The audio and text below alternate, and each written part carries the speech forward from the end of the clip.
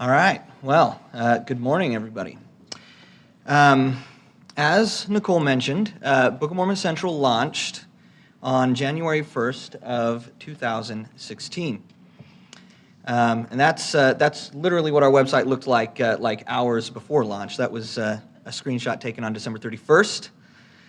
As of launch, all we really had on the website was one know why on the martyrdom of Joseph Smith.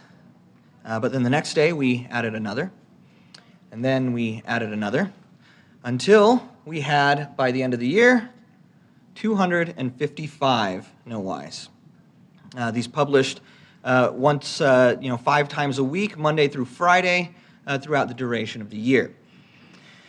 And they covered a wide variety of topics, such as archaeological evidence from the Old World and from the New World, the Book of Mormon witnesses, key phrases in the Book of Mormon, the allegory of the olive tree, King Benjamin's speech, Book of Mormon names and their meanings, Nephite timekeeping, temple connections to the Book of Mormon, Isaiah in the Book of Mormon, legal studies in the Book of Mormon, warfare, geology, Psalms in the Book of Mormon, Moroni's visitation to Joseph Smith, and Nephite worship practices, the Savior's teachings in 3rd Nephi, ancient Israelite, as well as ancient American cultural practices, and on and on and on. These know whys were extensively researched over the course of the year. We cited over 1,400 different publications from over 800 different authors.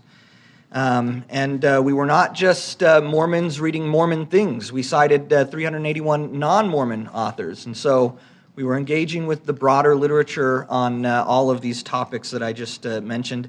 But we also are unabashedly a faith-promoting and faith-affirming organization, and cited church leaders 173 times and shared and built on the insights they have into the Book of Mormon. But research was not the only kind of work that went into these. They were also richly illustrated with various, original as well as classic Book of Mormon art, different charts and memes and infographics that we made for the specific purposes of the know whys, and so on.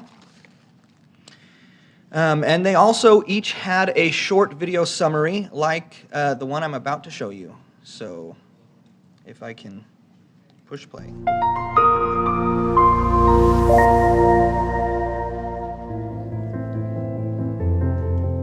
In 1 Nephi 19, Nephi wrote that he made plates of ore. Though we don't know exactly what kind of ore he used, he did mention finding gold, silver, and copper. Some might question whether or not Nephi could have used these metals, because none of them alone would make plates with the ideal balance of strength to withstand use and pliability to engrave. But did you know there was an alloy used in ancient America called tumbaga, a mixture of the 3 metals Nephi found? Copper alone would have made the plate strong enough, but difficult to write on. Tumbaga had gold and silver mixed in, creating a softer plate, which was easier to engrave. The mixture also gave the metal the weight and golden appearance described by the witnesses of the gold plates. Thus, the Tumbaga alloy is a strong and shining candidate for Nephi's and Mormon's plates. And now you know why. So we did 255 of those videos over the course of the year as well, and that was largely the work of Nicole, who you just heard from, who is our script writer for all of those, and then Matthew Cutler was our video producer and did all of those, and it was a lot of work. We also released a mobile app in August of last year, making know whys accessible on mobile and tablet devices, both Android and Apple, and thousands of downloads have happened since August. And by the end of the year, we had begun translating our content into Spanish. And that includes both the essays as well as the videos.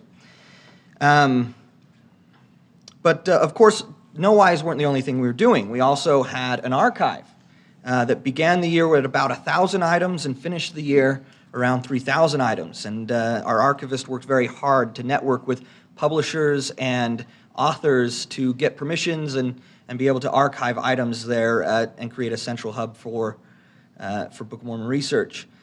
We also were producing gospel doctrine lesson aids since it was a Book of Mormon year, and these brought together the Know Whys videos, charts, scholarly articles, as well as other gospel doctrine lessons and aids available online, all in one place. Really the most comprehensive gospel doctrine lesson aids for the Book of Mormon out there. And we shared all of this and disseminated it through social media. We had Facebook, Twitter, Instagram, Pinterest, YouTube, and other accounts. And by the end of the year, our Facebook account had grown to be just about 30,000 followers. If you want the exact number, it's 29,887. So we saw pretty tremendous growth, and we're really excited about the success we had this last year. But it was a lot of work, and it was exhausting at times. And to just discuss some of that, and to give you some insight on both what we did last year and how much work it was, but also what we have, the exciting things we have coming up, and that we're working on now this year and going on into the future. I'm going to invite some of my coworkers up here to present and join me. We have Jasmine Jimenez, who is our web developer and also a graphic designer for us.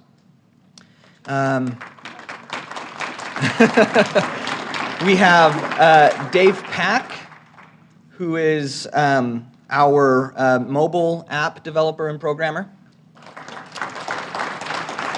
And we have Jared Riddick, who is our archivist.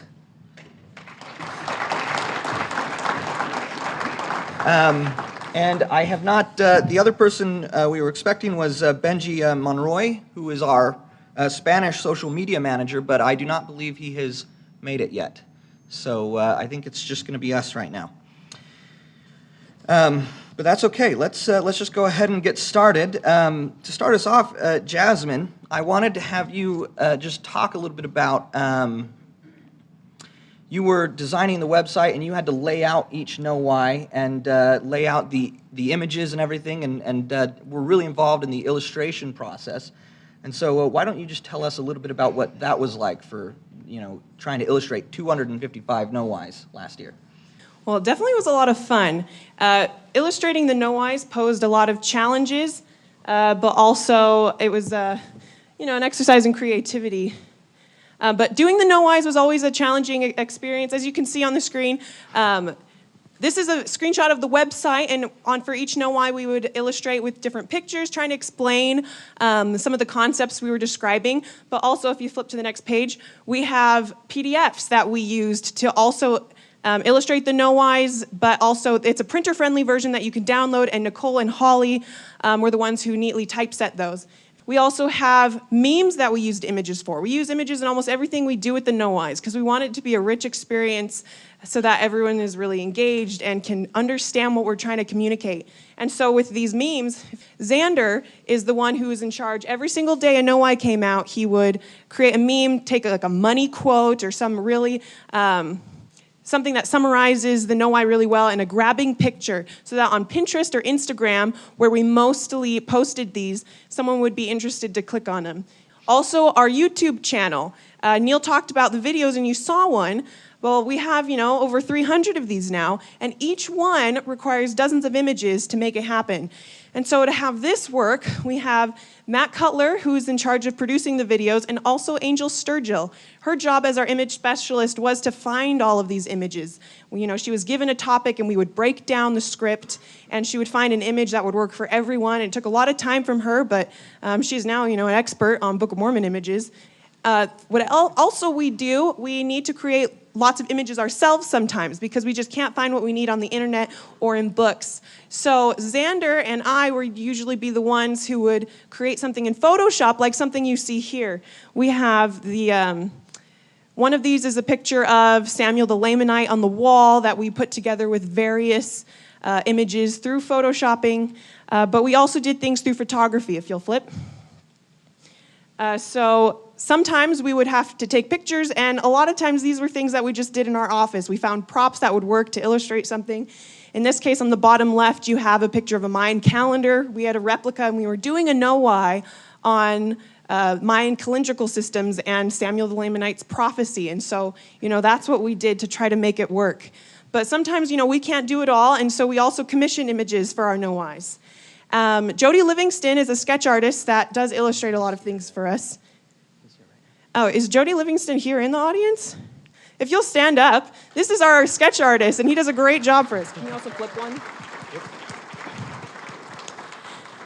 So this is one example of something we have him do, mostly when there's nothing that really has ever been illustrated this way before. And in this no-why that you see on the screen, this is about Abinadi being executed. And often we depict the execution as Abinadi being burned at the stake. Well, this no-why talks about how that probably wasn't the case, and it's never been depicted like that before. So we had Jody depicting Abinadi being scourged with flaming faggots, as the Book of Mormon explicitly says. He's being whipped with a bundle of sticks that are on fire, which is attested in Mesoamerica. And so we had him do that for us. If you'll flip. Also, we have our art contest every year. And last year, we had great submissions. On the right, you'll see our first place winner by Matthew Warren, Other Sheep of Christ Coming to America. And on the left, you have an honorable mention by Lacey Gibbs of The Fruit of the Tree of Life. And just as a plug, we still have our upcoming contest this year. The deadline is March 26th, so if you are an artist, we'd love to get your art too. Flip. Sometimes we also need to do charts. And so we'll create those. For example, this is one of correlating how Mayan and Olmec civilization parallels very closely with Book of Mormon civilizations. And we also have chiasmus. That's a favorite thing we like to do to show how the text is structured. And also coming up is our no-why book. Covenant Communications will be publishing this year. And we had to do a lot of work to come up with new images just for this book. Even though all of our stuff is online, our no-whys are updated and edited, and we came up with never-before-seen pictures, like a couple that you're about to see. This one we had to create for Nahum, our Nahum no-why where Ishmael was buried, and that's the person you see in the picture. And also one we did on Abinadi talking about the Father and the Son and their nature. And finally, we have one, just to give you a sample, of when Alma cries, "Oh, that I were an angel." And so these are just some of the things to give you an inside peek on how we illustrate and make visually engaging what we do here at Book of Mormon Central. All right, thank you. Thank you for that, Jasmine. So, as you can see, the no-why was a very image-rich experience and thing. We lavishly illustrated these in various ways in various mediums, and then Dave here had the challenge in August of taking that very image-rich, layout that we already had and making it really mobile-friendly. So, Dave, why don't you tell us about that challenge? Well, it's definitely an ongoing challenge. The mobile app we have out currently was written in about 4 months. And essentially what I've got there, the content, there were already probably, close to 100 or over 100 when I came in April of last year.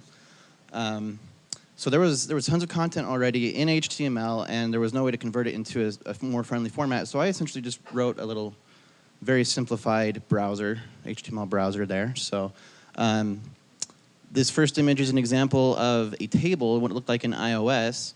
Unfortunately, I didn't have the time to get tables to work in Android before the launch. Our next update will look like the next slide here, and it works in Android and iOS, and it's all in native code right there. So that was definitely an enormous challenge, and this is on a tablet, of course, and making it work on a mobile phone was also a challenge. Yeah. All right. So along with that, we also had our archive developing all the time. And Jared, why don't you tell us about how the archive kind of fit into everything? I used to be a teacher, so I don't like to sit. The archive is kind of what a lot of the things funnel back to for research we do. When we write no-whys, we have further readings and we have footnotes. And in the further reading and the footnotes, we like to be able to link directly to those sources. And the archive provides those sources so that people can really dig deeper if they want to. I don't know if Neil covered this because I was at the registration table at the beginning, but we started the year in 2016 with about 1,000 items in the archive. We now sit at about 3,210. in the archive, and that includes various journal articles from BYU Studies, The Interpreter, Fair and Mormon, the Religious Studies Center, things from Old Farms. We provide links to all sorts of material. We also have video and images. Let me go here. Here's to a snapshot of the archive. There we go. So you see, everything's organized by type. It's a little bit small type, I realize that. At the top, you see some featured items, and on the right, some of the newest items. This is actually the newest stuff as of 11 o'clock last night. I waited so I'd have the most up-to-date stuff for you, not because I was procrastinating. I do not procrastinate the day of my repentance. So searching, you can also search in the middle there by publication type, whether that's journal, article, books. We have a number of books in the archive. There's also there's a lot of great public domain LDS material, stuff from the early 19th century and the early 20th century that most people haven't ever really seen. Stuff by B.H. Roberts and James E. Talmage, missionary pamphlets that they worked on, stuff that you usually won't see on there. That's available in the archive, and it's increasing every day. Just to give you an idea of some of our more popular content, every week in our email, I also send out the emails for Book of Mormon Central, and every Thursday we feature an item from the archive to send to you guys. So I encourage you, if you haven't already, to subscribe to the emails. And you'll get some really fantastic. You'll get daily notification in your email for either a new Know Why or for an article in the archive, and it's tremendous stuff. I've heard some really great feedback from people that are really grateful for the resources we've provided. As mentioned before, we have a lot of artwork and video. We have media galleries available here. You can click through and just see in thumbnail form a lot of the stuff we've placed into the archive. For example, here in the artwork gallery, these are a few of the top items that we have in there. Especially you'll see some art by Jorge Coco, who is from, do you recall? Uruguay. And so we have some great stuff from him in the archive. Most of it's never been seen in the United States before. So yeah, that's what we have in the archive, and I really encourage you guys to check that out and make it a resource in your personal scripture study, as we hope it will be.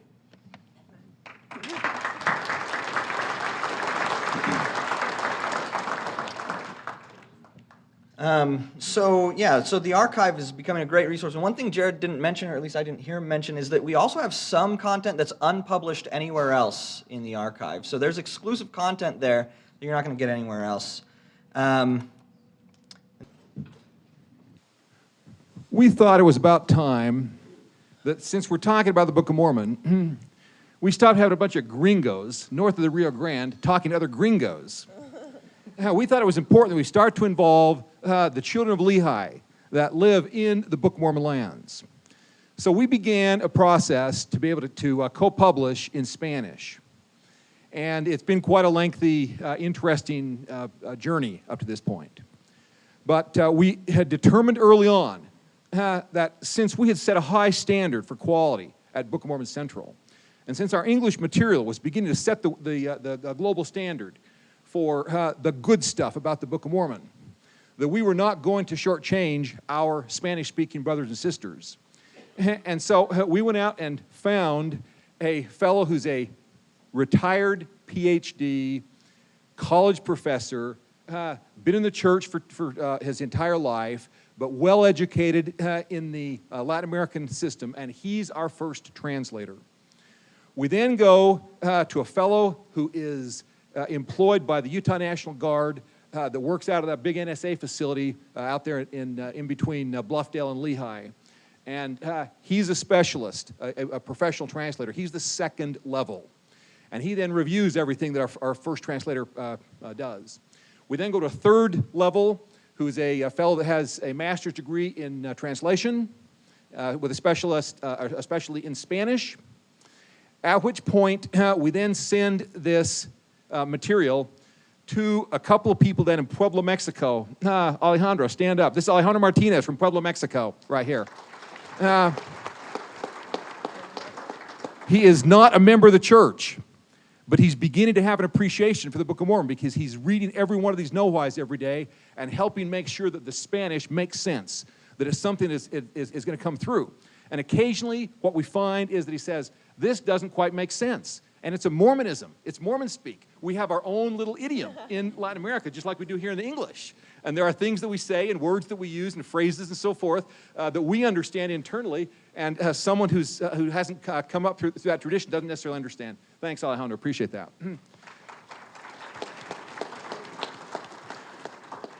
We then get this on the website in Spanish. It's Book of Mormon Central en Español, at which time we begin to transmit that out to the world. And this is Brother Javier Tovar. He's the leading LDS archaeologist in the country of Mexico, and he is our Latin American liaison. It's his responsibility to get this material, once we've got it translated and ready to go, to get this out to the world. So Javier, tell us some of the things that you're doing. Explica algunas de las cosas que estás haciendo para difundir a Book of Mormon Central entre los países latinoamericanos. Ok, buenos días. Estamos haciendo presentaciones en estacas, barrios, He's making presentations in wards and stakes. Llevando a las organizaciones auxiliares a las zonas arqueológicas. He's taking all these people to the archaeological zones. If any of the leading brethren in the church want to go down to contact the area office and take a tour of the ruins, which many of them do, this is the man that ends up taking them on the tour. Y formando grupos de personas interesadas en el libro de Mormón. And we're putting together groups of individuals who care about and are interested in the Book of Mormon in various places all throughout Latin America. Y les estamos diciendo lo que tenemos en Book of Mormon Central. And we're letting them know exactly what's available here, the resources we have, and why they should care about Book of Mormon Central. En este momento, en nuestro país y en Latinoamérica están atentos a lo que está sucediendo en esta conferencia. At this moment, we are live streaming this conference into Latin America. It turns out that people down there are large consumers of online video streams to their cell phones. And as we speak, we are having live notices of what's happening in this conference being beamed down there to them. And we will have hundreds, if not thousands, of people before the day's out following us in Latin America for this stream. Las autoridades eclesiásticas de México saben de nuestro trabajo a través de mi persona. All of the leading church authorities in the country of Mexico know all about Book of Mormon Central now because of the contacts that Javier has, and are thrilled to see what we're doing. Y las autoridades de la iglesia, cuando van a México, van con su servidor a que les hagamos un recorrido arqueológico relacionado al libro de Mormón. And he is the go-to guy in the area office in Mexico for taking any of the leading the church authorities on a trip through the ruins of Mexico. Seguramente esta es una conferencia muy significativa para el habla hispana porque no se había visto algo similar. This will be an important landmark conference for those people who speak Spanish, because our brethren and sisters down in that part of the world haven't seen something like this before. Y a nombre de todos ellos, mis paisanos, les damos las gracias. And so on behalf of all of his brothers and sisters that speak Spanish, he says thank you very much.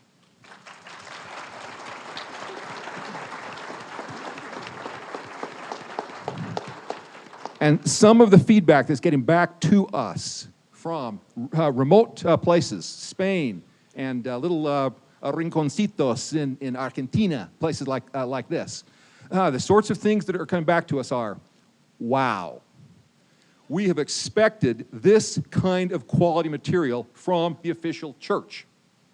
We've never seen anything at this level by a private group. We are thrilled that there are private individuals, faithful, active Latter-day Saints, believing scholars who are producing material at this high of a level of quality. That's what we're trying to do in Spanish.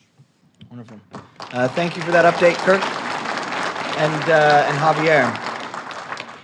So that gives you a little bit of a background on what we got started on and where we've been going with things. But I just wanted everyone now to just really quickly take some time to tell us, what are we trying to do in 2017 to improve on what we did in 2016? Well, I'll just mention one thing. We do want to do some more infographics next year visually because it's a aesthetic that appeals to our target audience, and it also can communicate the know why and ideas we're trying to get across a lot easier than if someone's scrolling on their newsfeed or scrolling through whatever app they're on their phone, they might not stop to read an article, they might not stop to read a video, but if they just as much as glance at a graphic like this, and they can take 1 second to look at it, they'll understand what we're trying to communicate. And more than getting likes and shares, I think that's what's important, because we really want people to understand the Book of Mormon and get a better sense for what it can do for us. Dave, what about the app? Well, this screen you see here is one you see a lot in the current app. It's loading. So the new version that's coming out is supposed to be a lot faster. I spent a lot of time trying to get that worked out. If you look, turn to the next one. We want to make it easier to find stuff, so I'm improving the filtering and sorting. This is the original filtering options. This is and then the next one is what was improved. So we simplified it, and now the next screen. So now at the bottom of the screen, you'll see this button, and it'll pop up a thing like this on the next screen. And you'll see a lot more options here. Coming soon is the ability to search by tags and topics, and by book and by chapter, so you can really narrow down. We really want to make this a good experience on mobile, because it's the most accessible thing that people have. You know, you can be in the airport, you can be anywhere on your mobile device. You don't have to have a computer to read these things, to share them. We really want to make that a really engaging content and way to interact with the mobile app. We're also working on a new app called we're just kind of calling it the interactive text. It's a big project coming up. We're trying to ramp up, get the resources that we need so we can really work on this. So I think we have a Yeah. video. Oh, did I skip ahead? Yeah, you did. You did, Dave. I'm very sorry. we can. You'll hear more about that in just a minute. Exciting, guys. But real quick, Jared, why don't you tell about some of the improvements we've made to the archive? Alrighty, so we've been going through an effort recently to make the archive more searchable. On the screen here, you'll see we now have 2 good indexes. One's for keywords and one's for authors. Soon we'll also be doing one for scriptures as well, so to be able to check by which articles in the archive cite which scriptures.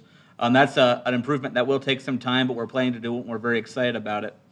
Should I move on to labs? Sure. All right. We're also, I'm not actually in charge of this one, but I'm the one that was appointed to talk about it. We're doing something called Book of Mormon Labs. That is a video project to make different sorts of videos than the traditional Know Why videos we've been doing so far, ones that reach different audiences. And we'd like to show you right now a quick clip from this video. Just click. We'll do about 30 seconds.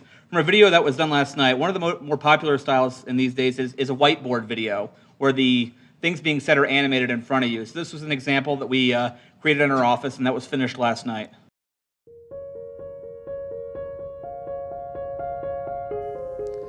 So one of my favorite stories from the Book of Mormon is when the brother of Jared is kind of asked by the Lord about the lighting situation for the barges, right? So the brother of Jared says, well, what about lighting? And God says, well, I don't know, what about lighting? You can't have a fire, can't have windows. And basically says, well, why don't you go figure it out?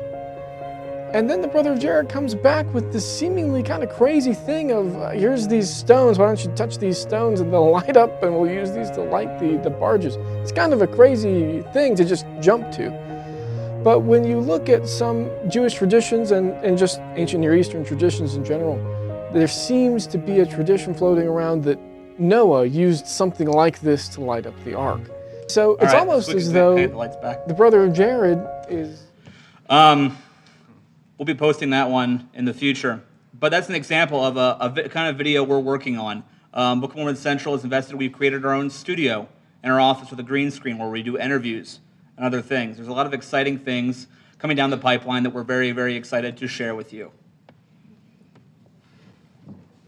Yeah, and a lot of those things are still under development, so we can't say exactly when you'll start to see those things come out, but we are really excited to see and start to exploring other video formats and ways to utilize video beyond just as something to supplement and summarize Know-Whys. Jasmine, so last year you were the one putting together the gospel doctrine lessons, And this year we're not really doing that, but what are we doing still to try and provide resources for teachers? So like you said, Neil, last year we did gospel doctrine lessons where we pulled together all sorts of resources for teachers to use in their gospel doctrine lessons on the Book of Mormon, because last year's curriculum was Book of Mormon. However, this year we're doing church history, so we still wanted to find some way we could help teachers. And, we were a little stuck for a little bit, but it didn't take long for Jack Welch to come up with a great idea for how we can help. So we decided to start doing No Whys on church history. And we are still Book of Mormon central, and so these aren't strictly about church history, but we decided we can find some way to tie the Book of Mormon into almost anything in church history. And while some people might feel that the Book of Mormon wasn't really as big a deal in the early church once it was published initially, Jack Welch firmly believes that the Book of Mormon was crucial to the restoration. And so we've started publishing, handfuls of church history no-whys that talk about how the Book of Mormon influenced the restoration and how everything we do in the church today can stem back to the Book of Mormon. The other thing we're doing to help teachers is, apart from gospel doctrine, we're doing seminary helps, because this coming year will be the Book of Mormon curriculum for seminary. And what we're doing for that is we're doing no-whys for doctrinal mastery. And this was Neil's brainchild, because the scripture mastery program that used to be in seminary has now been replaced by this doctrinal mastery program, and it's still pretty new, and a lot of teachers are still struggling with how to teach these topics. So what we've done is we've come up with no-whys that deal with both the scripture passages that students are required to learn, and we do a no-why that goes through each of those and what they can learn, what we can offer more. And also, we do no-whys on these scriptural topics. So, for example, the Godhead, priesthood, family. And so we hope by doing these church history no-whys and these doctrinal mastery no-whys, we can still provide something that will help teachers as they teach in gospel doctrine or seminary this coming year. Yes, thank you for that. And just real quick, from a research perspective, we are also initiating some new projects from our researchers. One of them is going to be a questions and answers section on our website where we will provide brief answers to common questions that a lot of people have about the Book of Mormon, and point people to more comprehensive resources where they can go and learn more about those. We'll also, and that will actually be launching within the next month or so with the initial batch of questions there. And that's being led by one of our researchers, Jonathan Riley. And then we are also building a comprehensive evidences database for the Book of Mormon. And that one's a little that's going to be a little further down the road. I can't promise that one by April, unfortunately. But that one's being led by another one of our researchers, Ryan Daly. And then Dave, why don't now you can go ahead and tell us about the interactive scripture app. Awesome, thank you. So last summer we had a team take some time the whole summer to design a new app which would really enhance our ability to find information, what scholars have written about the Book of Mormon. And we wanted to put this in a really easy way to access while reading the Book of Mormon. So we're developing this interactive text. So let's just go ahead and show this video.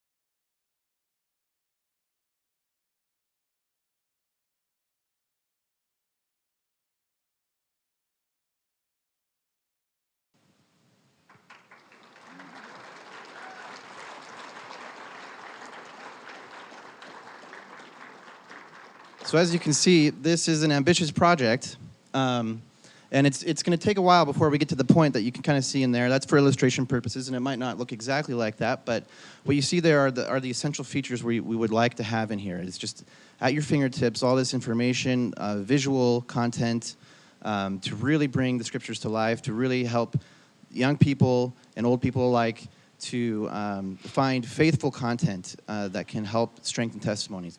And we're hoping to have the resources soon to really tackle this project in a much more rapid way. I'm the only developer right now, but yeah, so that's coming out.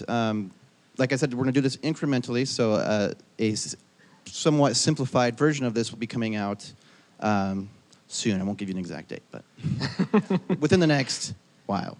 That's right. And as Dave mentioned, I mean, we are having a lot of fun doing what we're doing. We're also working really hard, and as Dave mentioned, we need a lot of a lot of help to accomplish what we want to do. And so, if anything we've talked about here today interests you or gets you excited, we would really encourage you to help us out, either by volunteering your time to assist us on in various ways in some of these projects. We need people to review content. We need people to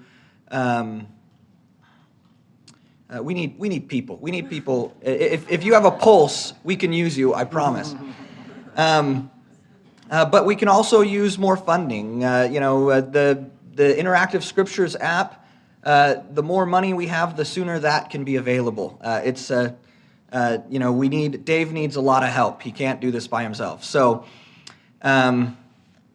we would really encourage you, if anything we just talked about here that we've been doing, that we're planning to do, that we're working on, please contact us at the registration table. Pull one of us aside. Let us know if you can help in any way, either volunteering or if you'd like to make a donation. You can also, as you can see from the image here, you can donate on the website as well. You can contact us through the website if you want to. If you don't catch any of us here and you want to help out, you want to volunteer, just let us know and we'll find a way to use you. But yeah, that's everything. So thanks.